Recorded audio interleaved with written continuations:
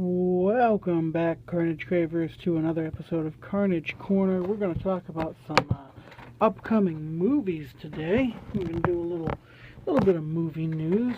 Nothing too earth-shattering, but for one thing, the long-rumored Bad Boys sequel, apparently to be titled Bad Boys for Life. That's original, is set to be coming out. It's expected to come out in January of 2018. Why? I don't understand why on earth they are making this film. I mean, let's be honest. Neither Martin Lawrence nor Will Smith are the draw that they used to be. And, I mean, except for, and aside for people who can't seem to, pull their heads out of the 90s, I can't think of anybody who's actually going to line up to go watch this film. Like, does anybody actually care about this franchise anymore? I don't. And I don't personally know anybody who does. So, it's just a little strange to me that they're going ahead with this film.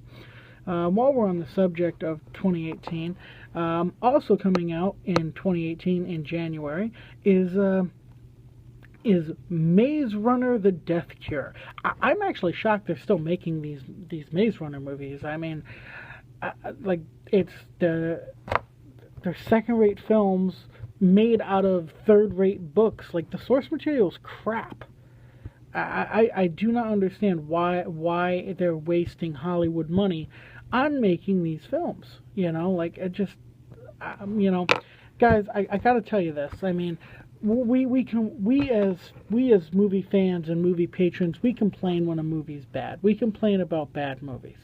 We complain that they keep making bad movies. Everybody I know complains about the fact that they keep making Transformers movies. Well, I have to tell you guys, if you want them to stop making these movies, stop paying to watch them. Stop going to the theater to watch shitty films. And guess what? They will then in turn stop making them. Okay, The Greatest Showman. Okay, that's a biopic on P.T. Barnum, starring Hugh Jackman. This I am looking forward to seeing, especially in light of the fact that Barnum and Bailey Circus has announced that it is closing down. Unfortunately, that's a lot of terrific memories for a lot of kids who grew up having gone to the circus and whatnot, because they did put on quite the show. But I am interested to see how that all came to pass. And of course, you can never go wrong adding talent, and Hugh Jackman is, if nothing else, talented. Go ahead and move on to our next little topic here. Ruby Rose is rumored to be appearing in Pitch Perfect 3. Do we want to see Ruby Rose in Pitch Perfect 3? I think the better question is, do we want to see a Pitch Perfect 3? The first one apparently was a big hit. I was not impressed. The second one didn't do as good as the first one financially. But why are we doing a third? Why are we doing this again? I'm sure Anna Kendrick and Rebel Wilson can find other work. We do not need to keep making these crappy movies for them. They can find work elsewhere. It just boggles my mind. Speaking of films that boggle my mind, Jumanji is set to come out in December of 2017. Yes, folks, you heard me right. Jumanji. But no, not that gem of a film from your childhood starring Robin Williams. No. This is going to be an insult to the memory of that film starring The Rock, Jack Black, and Kevin Hart. First off, I think everybody's over Kevin Hart at this point. And Jack Black, too, for that matter. I don't think either one of them has been in anything halfway decent anytime soon, anytime recently, with the exception of Central Intelligence. But that movie wasn't good because of Kevin Hart. It was Kevin Hart did not make me laugh once. The Rock was funny in it, but I'm not a big fan of his either. And you could have made this exact film and called it anything else. Why are you cashing in on the Jumanji name? Like, I mean, come on. Robin's only been dead, what, 2 years? Like, and you already want to redo all, you know, I don't know. Just leave the man's work alone. Come on.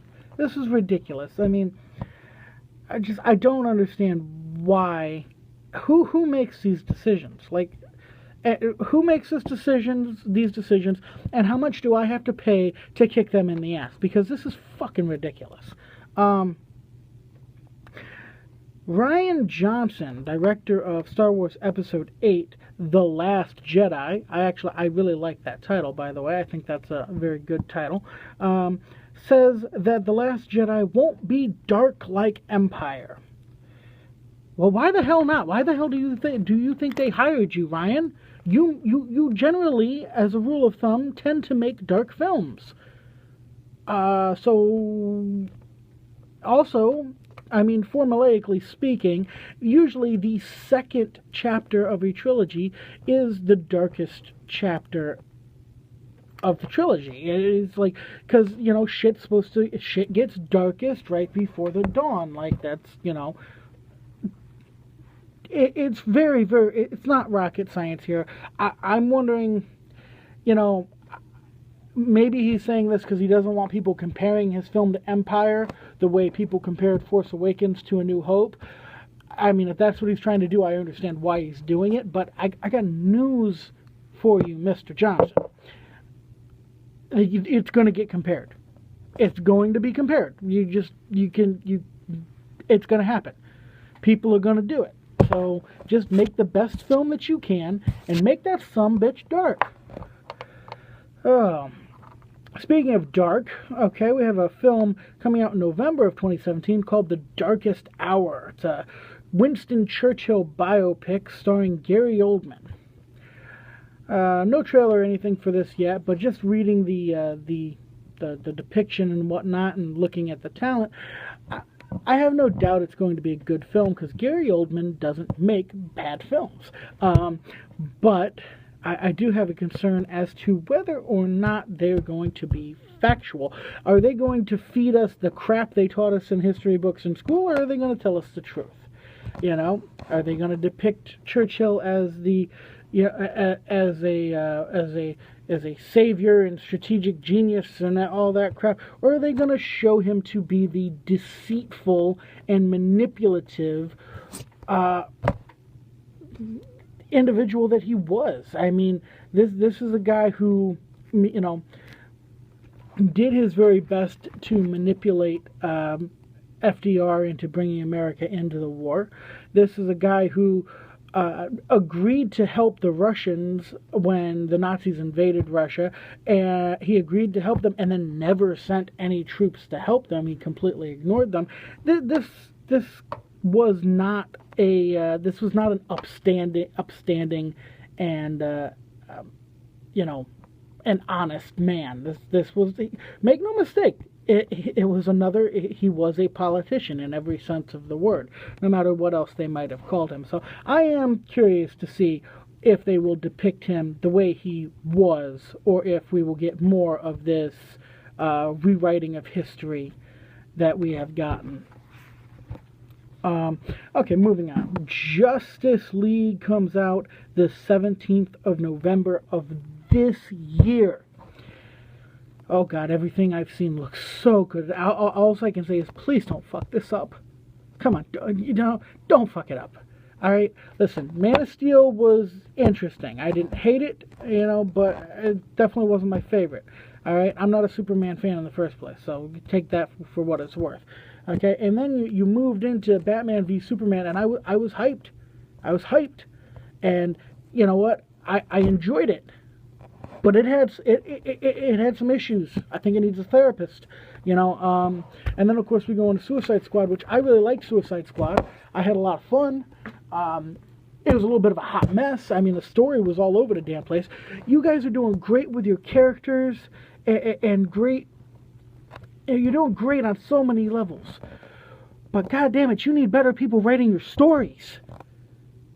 the script has been the issue with every one of these films. So, for the love of God, get somebody good writing that script. Which it's a little late for that, seeing as how you guys have wrapped shooting on this film already. But all I can say is I'm really looking forward to Justice League and praying that they don't fuck it up. So, and then also, while we're on the subject of November of this year, we have a film called Red Sparrow coming out. Let's see, description. Sexy Russian spy falls for a CIA agent and considers becoming a double agent. Starring Jennifer Lawrence and Joel Edgerton. The fuck? Okay.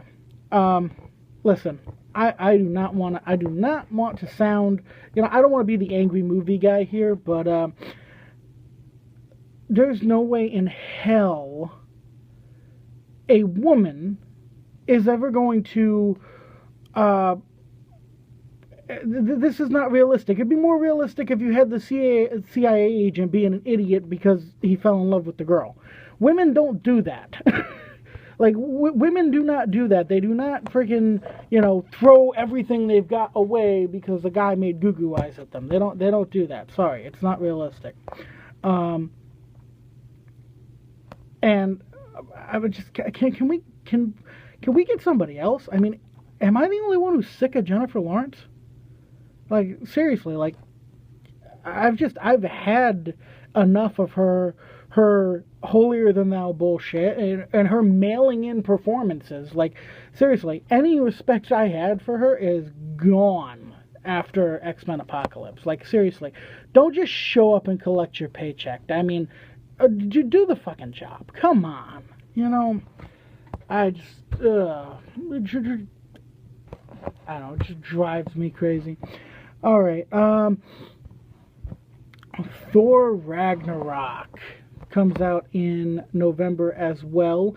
Thor, Hulk, and Doctor Strange, all in one movie.